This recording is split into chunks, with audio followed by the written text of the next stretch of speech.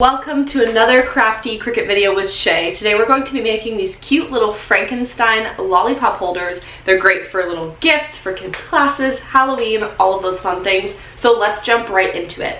The first thing I did was get this cut file off of Etsy. I tend to go to places like Creative Fabrica, which is linked down below, but I wanted a bundle that had multiple little ideas and cut files in one. So I went ahead and downloaded this one off of Etsy.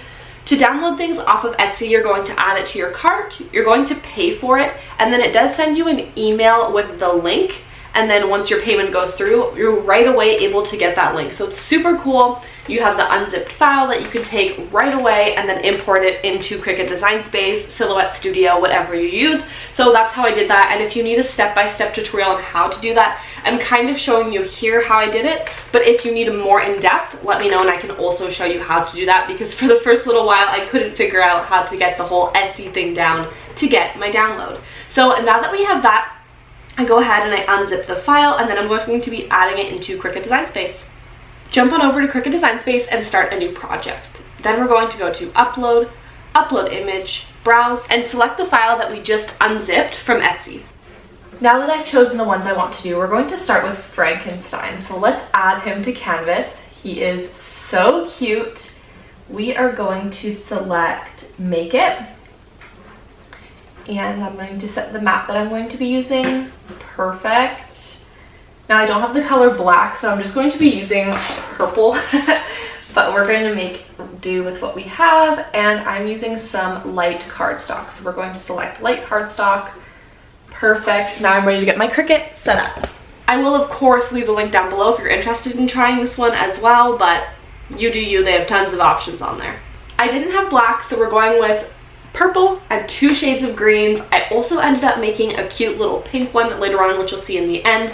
So I went ahead and I cut out all of the colors that I was going to need, and my Cricut Design Space is telling me which one I need to load next per the colors that I changed on my Cricut Design Space. So I really like working with the different colors. I'm a very visual crafter, so manually going in and changing the colors on Cricut Design Space really helps it to be a seamless process when I'm cutting it. Now that I'm done cutting all of the colors out, I'm able to kind of weed it out. It's super simple to weed cardstock because it kind of just falls out as you go. If you need a little bit of extra help, go ahead and take your little weeding pick or maybe your spatula tool, and you're able to just easily pop them out. Now I'm taking some of this tacky glue. You could use like scrapbooking glue, you could use a glue stick, hot glue, whatever you have, and go ahead and start gluing the pieces together.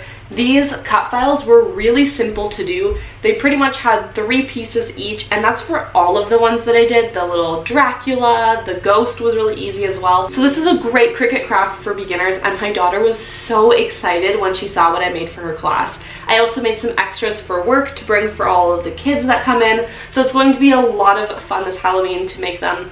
It was just such a cute way to decorate these little lollipops and make just like a Halloween themed treat for everybody. This glue does dry very quick as well, which I really like, so I went ahead and just glued all of the pieces together. The next step was to go and get lollipops. So I like to get the lollipops that are the circular, thicker ones than just the flat ones. This is going to work great for the little belly piece, and it works perfect. For this cut file, I did not have to change the size of the image. What it uploaded into my Cricut Design Space as was the perfect size I needed for the lollipops, so you don't need to go around and fiddle with that. Then I'm just taping the top of it or adding some glue, and there we go. I have my cute little lollipop ready to go for a Halloween treat. Right beside it is a little pink one that I made, and little Frankenstein and his wife are so cute. I also made some little ghosts, and I'm just so excited with how this project turned out. It was so simple, really cheap to do, and you could also sell these and make a great profit. Don't forget to subscribe for more Cricut tips, tutorials, and Cricut business ideas, and I'll see you in the next one. Happy crafting!